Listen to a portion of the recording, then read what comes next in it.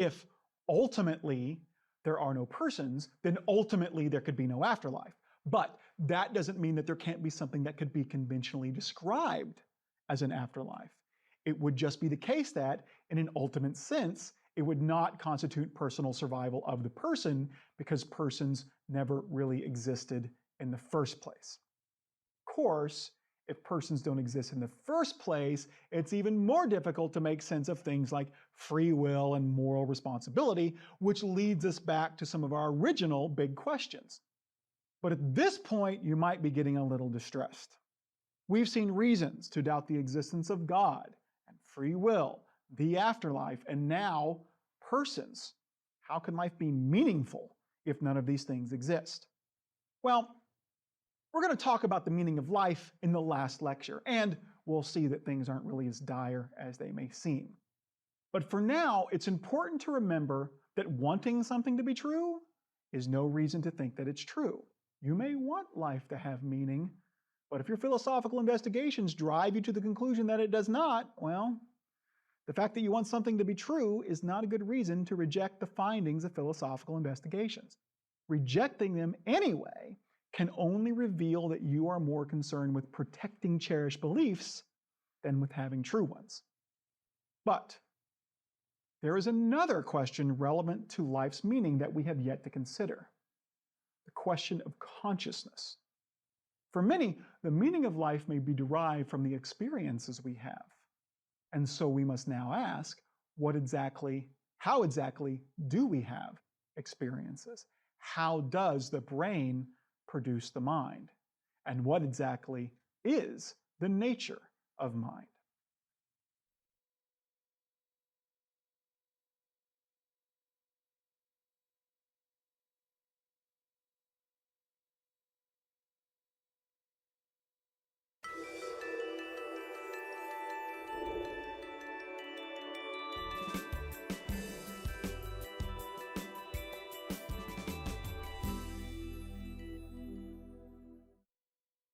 We've explored a lot of big questions so far. Is knowledge possible? Do humans have free will? How is personal identity preserved? But through it all, we've presumed the existence of the mind. When we discussed rationalism and empiricism, we talked about ideas in our mind and the properties they have. When we discussed personal identity being preserved by psychological continuity, we talked about personality and memories and emotions. And while discussing free will, we talked about mental decisions. But now it's time to turn a critical philosophical eye to our presumptions about the mind and question not only its nature, but its very existence. Now, as we do, it will be important to keep the two terms mind and brain separate. In common parlance, they are often equated. For example, someone might say, "My brain hurts," when in reality, they're just mentally confused. Such conflation happens because we're generally aware of the close relationship between mind and brain. One is dependent upon the other. But let's reserve the term mind for that which is or houses our mental activity, decision-making, memories, emotion, visual sensations, etc., and reserve the term brain for the biological organ that sits atop your spinal column. For example, we could summarize what neuroscience shows us by saying that the mind is produced by the brain. But this raises one of the biggest and most difficult philosophical questions of all. How does the brain produce the mind? How do interactions between neurons produce mental phenomena? To understand this problem, consider what a brain event is. Neurons sending electrical signals to one another. Now think about what a mental event is, or what it's like.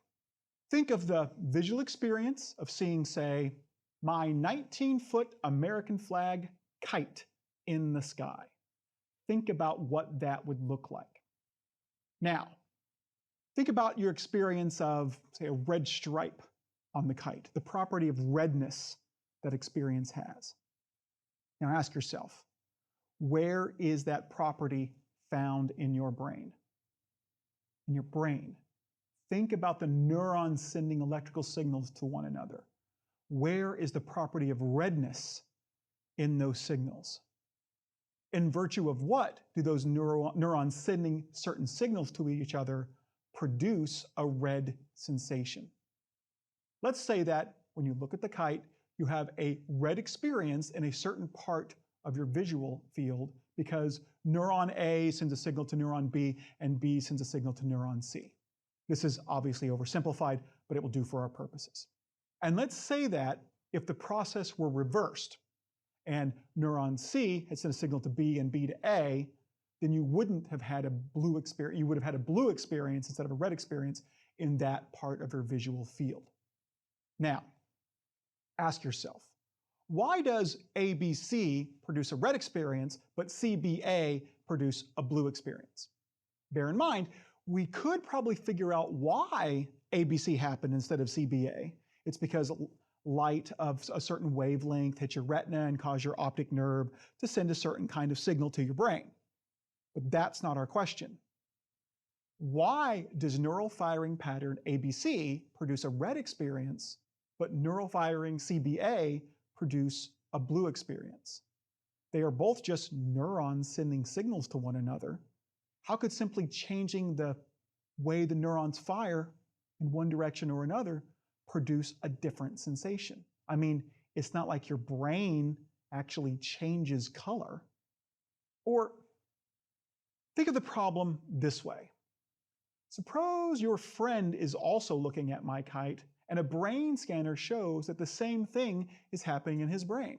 Neurons A, B, C are firing in that order. How could you know that your friend is experiencing what you are experiencing? How could you know that when his A, B, C neurons fire, that he sees red instead of, say, green?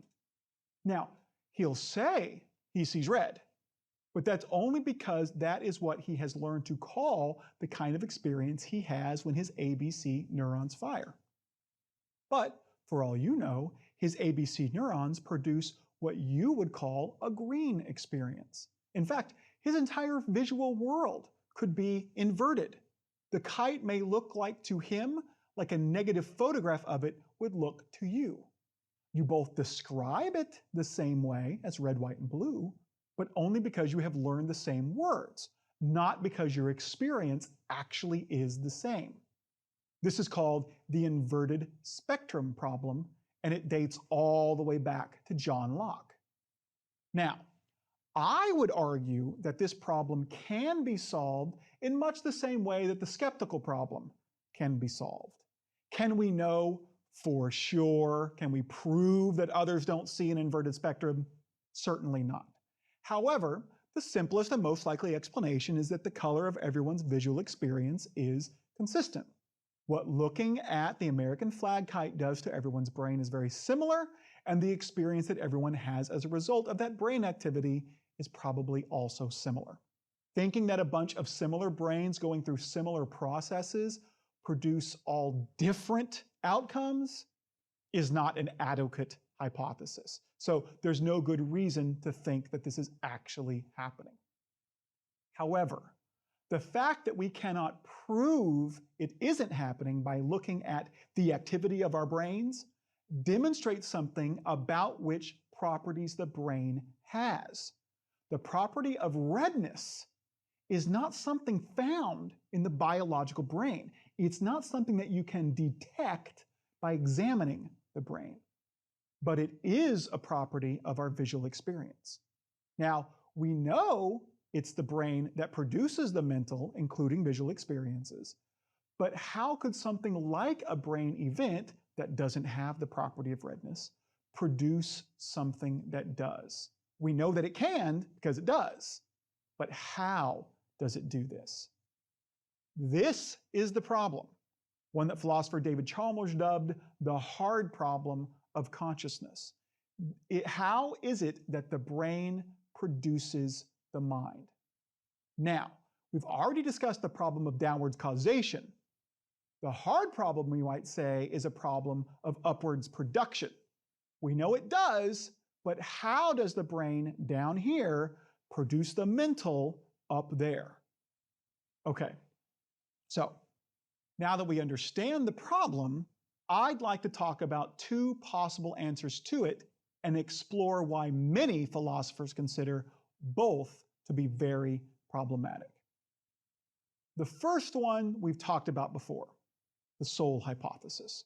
In philosophy of mind, the soul hypothesis usually goes by the name substance dualism. The idea is that persons are made out of two substances, a physical substance, of which the brain is made, and a non-physical substance, which is or houses the mind, each of which can exist without the other. But substance dualism faces a number of difficulties. Because it suggests that non-material substance can cause things to happen in the material world, it defies many laws of nature. Something from outside the physical universe cannot cause something inside the universe to happen without violating conservation of momentum and energy laws, along with the causal closure of the physical. This is the aforementioned problem of downwards causation. Or still, philosophically, substance dualism faces an uphill battle. Recall that when it comes to questions regarding whether something exists, the burden of proof is on the believer, just like with Bigfoot. If you think something X exists, it's not my job to show that it doesn't. If you want to be justified in believing that it does, it's your job to provide the evidence and argument for X's existence. If you can't, then you aren't justified in believing that X exists, and I am justified in doubting that it does. And dressing up in an ape suit doesn't count. Now, initially, there is no problem with supposing the mental exists. But if we're going to believe that it is or is housed by another kind of substance, an immaterial substance, we're going to need some kind of evidence or argument for the existence of that substance. Unfortunately, no such evidence or argument has ever been considered satisfactory. When it comes to evidence, many cite out-of-body experiences, evidence for the soul. When people report to have experienced or learned things, usually on the verge of death, that they supposedly could not have had unless their soul had floated away from their body. Unfortunately, however, such evidence is faulty. Even when such reports are not just complete fabrications, as they often are, or don't simply fail to account for the fact that persons' brains can still be functioning even after the heart and brain monitors go flat, as they often do, these reports involve faulty testing procedures that invalidate them. Most commonly, a lack of experimental control gives the subject non-supernatural access to the information in question. Usually leading questions are the culprit, but the explanations can be much more mundane. For example, according to the best-selling book, Heaven is for Real, besides learning about it by meeting his other sister during his trip to heaven, there was no other way that young Colton Burpo could have known about his mother's miscarriage. His parents never told him. Yet, as the book also reveals, they had told his older sister. As evidence for the soul, others often cite near-death experiences, a series of sensations that people often have when they come close to death, like sensations of floating and euphoria and seeing a bright light. But as Theodore Schick explains in the 7th chapter of his book, How to Think About Weird Things, each of these sensations is easily explained by understanding what happens to the brain as we approach death, like how our visual centers are shutting down can create the sensation of seeing a bright light. When it comes to arguments for the soul, the most famous were given by René Descartes, but they have never been considered to be successful or persuasive. The best of his arguments suggests that the mind and body must be separable entities because we can doubt the existence of our brain, but not our mind. It's possible to doubt that we have a body and brain because an evil demon could be fooling us into thinking that we do when we don't. But it's not possible to doubt that we have a mind because doubting is a mental exercise and thus cannot occur unless the mind exists. So body and mind must be distinct and separable, says Descartes, because one has a property that the other lacks, doubtability. One problem with this is that distinctness does not necessarily entail separability. It's true that if two things have different properties, they can't be numerically identical. They must be distinct. But separability does not follow from distinctness. Two things may be distinct, but one may still depend upon the other. For example, the radio waves emitted by a specific radio tower are distinct from the tower itself, but those radio waves are dependent upon the tower. They cannot exist unless the other does.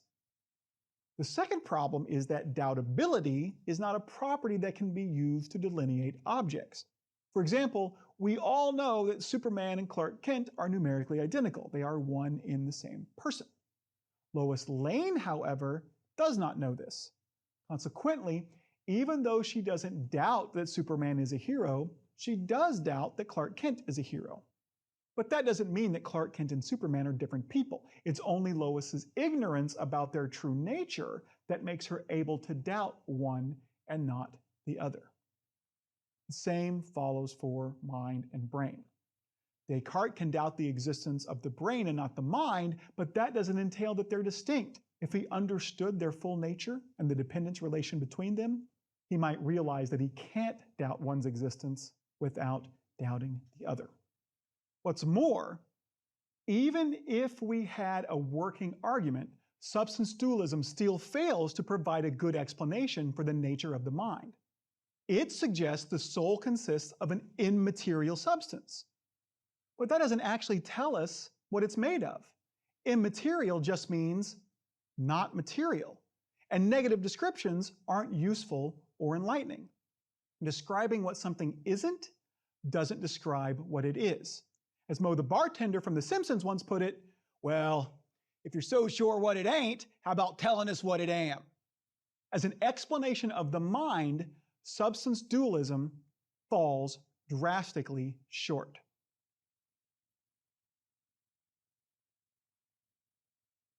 Substance dualism is so problematic, in fact, that there's an uncommonly large consensus among philosophers that it's false. They're a usually disagreeable bunch, as I've said, but according to the famous Phil paper survey conducted by David Chalmers and David Bouguet, it's only about 1 in 4 philosophers that even lean towards substance dualism, and only 14% expressly say they accept it. Perhaps not surprisingly, such philosophers tend to be more religious, usually Christian. But this is still ironic because, as we've already discussed, substance dualism was imposed onto religion from the outside by philosophy.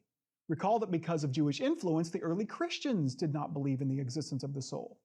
Such belief was incorporated into Christian theology later by church fathers like Augustine because they studied and agreed with Plato. Philosophy has since moved on, but with the exception of a few previously mentioned scholars, Christianity has not. However, although substance dualism attempts to answer the big question of this section, what is the nature of the mind, it does not attempt to answer the question of this lecture, how does the brain produce the mind? It's not a solution to the hard problem of consciousness. Substance dualism, if true, would simply entail that the hard problem is not a problem at all because the brain does not produce the mind. According to substance dualism, the mind is a separately existing entity. The hard problem is generated because we have realized that substance dualism is false. The mind is not a separately existing entity. It is produced by the brain. The fact that substance dualism is false is what gives rise to the hard problem. Interestingly, another solution to this problem also tries to answer the question by dissolving it, by, in a way at least, denying the suggestion that the brain produces the mind. This theory is called identity theory. Now, unlike substance dualism, identity theory doesn't deny the findings of neuroscience. It admits that the mind is completely dependent upon the brain. But this dependence, it suggests, is not due to the fact that the brain produces the mind. It's because the brain just is the mind. And when the identity theorists say is, they mean it in the most robust way possible. The brain and mind are one and the same thing. In the same way that Superman is numerically identical to Clark Kent, the brain is numerically identical to the mind. If this theory is right, there's no need to answer the hard problem of consciousness. There's no more need to explain how the brain produces the mind than there is to explain how Superman, being from Krypton, means that Clark Kent is from Krypton. The identity does all the explaining for you. Now, as a philosophical theory, identity theory is certainly superior to substance dualism. For one thing, it's simpler. It has fewer entities in it. Only one entity, the physical, versus two, the material and the immaterial. And, as we've seen, identity theory coheres with neuroscience and what we know about the dependence of the mind on the brain. In fact, at least in my own experience, most neuroscientists are identity theorists. But identity theory still faces a number of considerable objections. For example, the strictest form of identity theory, originally defended by philosophers like J.J.C. Smart and D.M. Armstrong, is called type identity theory. It suggests that all types of mental states are one and the same thing with a certain type of biological brain state. So, for example, philosophers used to suggest that pain was numerically identical to C fiber firings. C fibers are one of the three types of nerve fibers in the central and peripheral nervous system, and it was believed that pain was experienced when those neurons were firing. So it was said that pain just is C fiber firings. Now, it turns out what goes on in the brain when one is in pain is far more complex than just C fiber firings, but even if it wasn't, this suggestion is still problematic because it seems that more than just beings with C fibers in their brains could be in pain. For example, suppose that aliens one day come and visit our planet, offering peace and prosperity, and technology that would enable us to feed the starving millions of the world. Well, when we open fire and kill them all, which you know we would do because humanity is that paranoid and stupid, suppose they scream out in the same way that we do when we're in pain. But then when we do an autopsy on these aliens, well, lo and behold, their brains have no C fibers in them. Should we then conclude that they actually weren't in pain at all, since supposedly pain just is C fiber firings? Obviously not. If something screams and winces when you shoot at it, it's in pain, regardless of whether it has C fibers or not. Pain, and the mental in general, seems to be what Hilary Putnam called multiply realizable. It's something that can be realized or produced by more than one kind of thing. For example, an engine is multiply realizable. Regardless of whether it's steam, gas, or electrically powered, as long as something moves the object it is in, it's an engine. Mentality, too, seems to be something that's multiply realizable. As long as something behaves essentially like us, we'd say that it has mentality. And our brains are not the only thing that can produce behavior like ours. For example, our biology is carbon-based, which means that carbon is the element that holds the molecules of our neurons together. But silicon has the same number of electrons in its outer shell. Theoretically, it could hold together the same molecules. So a silicon-based brain could produce behavior like ours, and thus could also produce mentality. Indeed, some believe that if life has evolved on other planets, it might be silicon-based. Perhaps that's why the previously mentioned aliens didn't have C fibers. Now, we'll talk more about this possibility in a couple of lectures, but for now it's enough to realize that if mentality is multiply realizable, if different types of things can produce mentality, it's wrong to identify types of mental activity with particular types of brain activity. Convinced that the mental is multiply realizable, philosophers such as Thomas Nagel and Charles Taylor identified and put forth another version of identity theory called token identity. It does not, broadly speaking, identify types of mental activity with a certain type of brain activity. Instead, it suggests that each individual instance or token of a mental event is identical to a particular instance or token of a brain event. In other words, unlike type identity theory, which suggests that types of mental events are identical to other types of brain events, token identity theory suggests that individual instances of mental events are identical to individual instances of brain events. So, my experience of pain is identical to the C fiber firings in my brain, and your experience of pain is identical to yours. But that doesn't mean that an alien's pain has to be identical to C fibers. His pain could be identical to some other kind of event in his brain. So, one and the same kind of experience, like pain, can be produced by different kinds or types of brain events. According to token identity theory, the mental is multiply realizable. Consequently, token identity theory is much more plausible. In fact, one can even produce a pretty persuasive argument in its favor. Let me modify one by David Papineau as an example. Let us suppose, for the sake of argument, the mind and brain are not identical. The mind is still dependent upon the brain, like the radio waves in the radio tower, but they aren't the same thing. Now, mental events cause our bodily actions, right? If the mind does anything, it does that. It causes our actions. For example, decisions are mental events, and we think that deciding to do a certain thing will cause our body to do that thing. If, say, you decide to wave at a friend, your decision to do so moves your arm back and forth. But we also know that all physical events, including arm movements, have physical causes. We even know that your arm moved because certain neurons in your motor cortex fired a certain way, send a signal to your arm, and then it moves. So which is it? Did your arm move because of neuronal firings? Or did it move because you decided to make it move? It can't be that both are sufficient causes of your arm movement. That would mean that your arm movement is what philosophers call overdetermined. It is doubly caused, such that even if your motor cortex didn't fire, your arm would still move because you decided to move your arm, and that decision still occurred. Or if you didn't decide to move your arm would still move because your motor neurons still fired. But that's not right. Taking away either would mean that your arm doesn't move. No decision, no movement.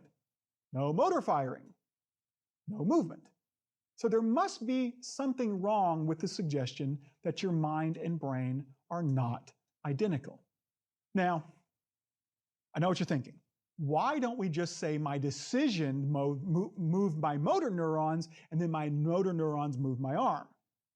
But we can't say that because it just backs up the problem. Again, all physical events have physical causes, and your motor neurons firing is a physical event. So that too needs a physical cause. Indeed, we know that those motor neurons fired because other neurons in your brain fired, most likely neurons in your frontal cortex. And before you say, well, maybe my decision made the cortex neurons fire, well, they have to have a physical cause too. In this case, most likely neurons in your visual cortex from when you saw your friend. It just goes on and on.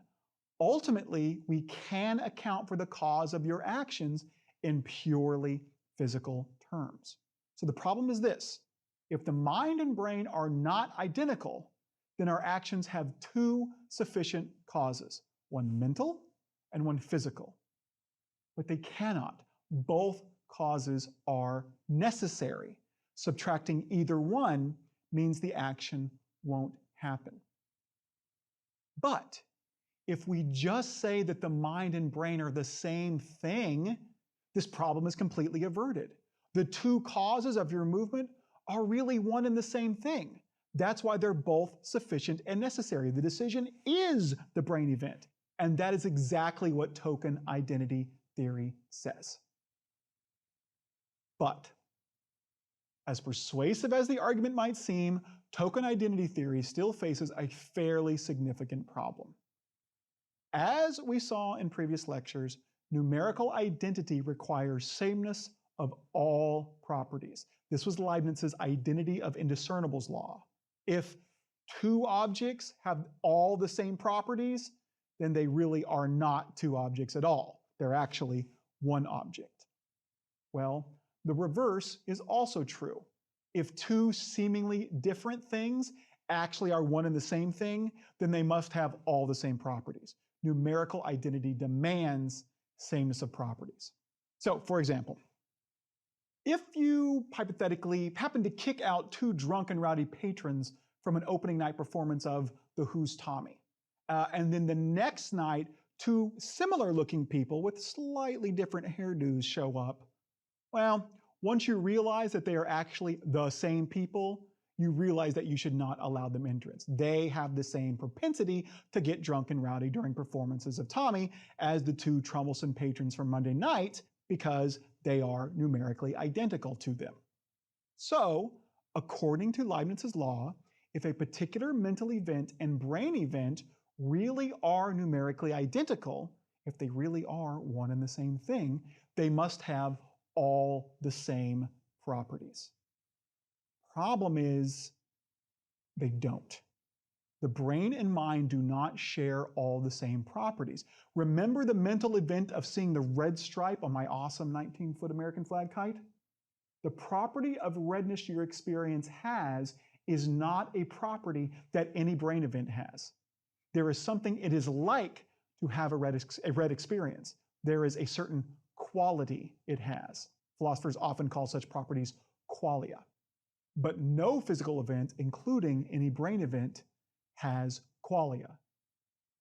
My way of illustrating this problem adapts an example by the philosopher Frank Jackson. Imagine a neuroscientist named Mary who is completely colorblind. She can only see in black and white. But she is a genius of neuroscience. And let's say she lives in the future when we know everything there is to know about the brain. So she knows exactly, down to the atomic level, what happens in someone's brain when they see the color red. She knows exactly what neurons fire, in what sequence, and where they are in the brain. Question: does Mary know what it's like to see the color red? Since she's colorblind, it seems not, right? Even though she knows everything there is to know about the brain, if one day her color blindness went away and then she looked at an apple, she would learn something new, what it is like to see the color red. But how could this be if brain events are numerically identical to mental events? If they're one and the same thing, knowing everything there is to know about a brain event would mean that you know everything there is to know about the mental event, including what it's like to have it. So if identity theory is true, Mary the colorblind neuroscientist would know what it's like to see red, even though she's never experienced it herself. But clearly she wouldn't know. What it is like to experience red would be beyond her unless she experienced it herself. Of course, this is also true of other kinds of mental events. It's even true for other properties. Not only does my love for my son have a certain qualia that no brain event has, but that love is about him in a way it seems that no brain event could be. Aboutness seems to be a property that mental events have, but that brain events cannot have. We can reverse this too. There are properties that brain events have that mental events cannot, like location. Brain events definitely have a location, a specific place they occur in your skull. Mental events do not. My love for my son is not located right here or anywhere else, nor does it have mass. Yet my neurons undeniably do. And so it seems difficult to maintain even token identity, the identity of specific mental events to specific brain events, because each has properties the other lacks. But that leads us to another possible account of the nature of mind and a possible answer to the hard problem of consciousness: property dualism. And it is to that theory that we shall turn in the next lecture as we make our way to considering what minds do if, in fact, they do anything at all.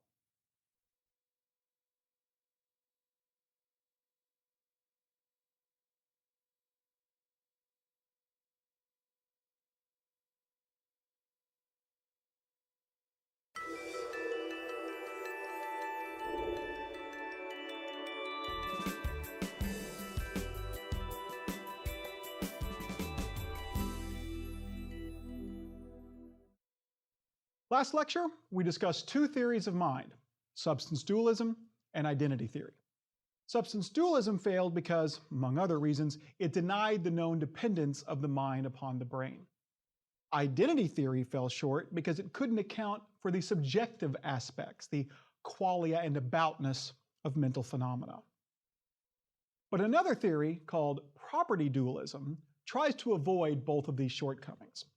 Property dualists don't think the mind is separable from the brain, nor do they think it's identical to it. Instead, they suggest that the mind is a property of the brain. They are not dualists about substances. There's only one physical substance for them, the physical. But they suggest the physical can have two kinds of properties. Physical properties like location and mass, and when it is arranged in complex ways as it is in brains, emergent mental properties like qualia and aboutness, hence the name property dualists. Now, for the property dualists, the crucial thing about the mental properties that emerge from the brain activity in question is that they are non-reductive or non-reducible. Let me try to explain what that means. An emergent property is a property had by a whole object that is not had by any part of that object. For example, heaviness is an emergent property. So think of a car that is ultimately made up of individual atoms. No single one of those atoms is heavy, but the car itself is heavy. Heaviness is a property that emerges out of the way the atoms are organized. But heaviness is a reductive emergent property. You can explain the fact that the car is heavy in virtue of the properties that the individual atoms have. Each of them has a very light weight that, when added together, gives you something heavy. So a reductive emergent property is a property that emerges from the collection of parts that is explainable in terms of the property of those parts. A non-reductive emergent property is simply a property that emerges from a collection of parts, but that is not explainable in terms of the properties of those parts. You cannot account for the fact that the collection has the property by explaining how the properties of the individual parts of the collection add up or interact. The property dualists suggest that this is true of the mind. Mental properties emerge from the interaction of our brain's neurons, but mental properties and their causal powers cannot be fully explained by that interaction. Property dualists, or property dualism, definitely has its advantages. It's practically designed to cohere with neuroscience and to avoid the qualia objection that haunted identity theory. Some version of it is also advanced by some of the biggest names in philosophy, like Jaedwong Kim, Thomas Nagel, and Saul Kripke. Nevertheless, it still has some major problems. For example, it's hard to give an account of what a non-reducible emergent property is, or whether such a thing is even possible. Some say that wetness is a non-reducible emergent property. The fact that a collection of H2O molecules is wet was thought to be something that was not explicable by referring to the interactions of the individual H2O molecules. After all, hydrogen and oxygen are both gases. How is it that when they combine, we get a liquid? But while it's true that the liquidity of water is an emergent property, a property not had by its individual parts, it isn't a non-reducible property. All the properties of water can be explained in virtue of the properties of their parts and how they interact given those properties. The fact that H2O is a liquid, while H and O are not a liquid, is explained like this. Take oxygen, O2. By itself, it is nonpolar. Its valence electrons are evenly distributed, making each O2 molecule's charge relatively even. And since all O2 molecules have the same charge anyway, their interactions are weak. They all just repel and bounce off one another. They form no bonds. The same story basically holds for hydrogen, or H2. But when you have H2O, two hydrogen atoms on either side of an oxygen atom, this causes the valence electrons of the oxygen atom to cluster, giving it a negative charge at a specific locale. For similar reasons, the hydrogen atoms get a positive charge. This makes the oxygen atom attract other nearby hydrogen atoms of the water molecules and vice versa, making them able to interact and form bonds. This brings them together to form a liquid. So, as emergent non-reductive properties, mental properties seem to be unique. The property dualist is essentially going to have to suggest that their existence is a brute fact. Such properties just are. But while this might seem like a cheat, it's perhaps the closest thing we can get to a solution to the hard problem of consciousness. How is it that the brain gives rise to the mind? Just does. By studying the brain and realizing that mentality corresponds to its activity, we have simply discovered a fundamental law of the universe. When atoms in the form of neurons are sufficiently complex or interact in certain ways, mental properties necessarily emerge. There is no further explanation, they just do. We might think of this in terms of the Higgs field, which was discovered in 2012. Why do subatomic particles have mass? Because they interact with the Higgs field. They exchange virtual Higgs particles with the field, and this slows them down, like they are passing through a thick syrup. But why is the field there? Just is. Why do the particles interact with it? They just do. Although certainly we can continue to investigate these interactions and classify them, there may be nothing else to say about why the interactions occur. We've simply discovered the law that they do. In the same way, there might be nothing else to say about the hard problem of consciousness. How does the brain produce the mind? It just does. By studying the brain, we have simply discovered the law that complex brain activity produces the mind. We can continue to study the brain to discover exactly what brain activity produces the mind, but maybe there is nothing else to say in explanation of the fact that it does. But even if you are generally okay with appealing to brute facts, such a suggestion could still be problematic when it comes to explaining the mind. After all, most fundamental laws apply across the board to everything. All matter has mass and has it in virtue of the interaction with the Higgs field, which is everywhere. So to hypothesize a fundamental law that only kicks in when what needs to be explained occurs, when mentality emerges from the brain activity, that may seem a bit too convenient. It seems ad hoc, kind of like an excuse. Indeed, a few property dualists are so troubled by this that they don't think there are any exceptions. All matter has mental properties, they say, even atoms. Everything is conscious, at least to some degree. Italian philosopher Francesco Patrizzi called this view panpsychism.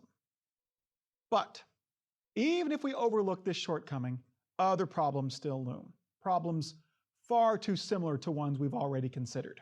For example, according to property dualism, mental properties are properties that physical things can have when they're properly complex, like brains. But just like other properties, mental properties cause things to happen in the physical world. Just like the mass of an atom can cause other atoms to move, so too can mental properties cause our bodies to move, say by changing the physical properties of our brain and thus making our neurons fire in a certain kind of way that would, move my arm. But how could a non-physical property change a physical property? One physical property, say mass, affecting another physical property, say location, well, that makes sense. Again, we can even explain this in terms of interactions with the Higgs field, with which both particles interact. But how could a non-physical mental property cause a change in a physical one? They're in two different realms. Are we going to have to hypothesize some kind of mental field with which only the physical and mental properties of brains can interact?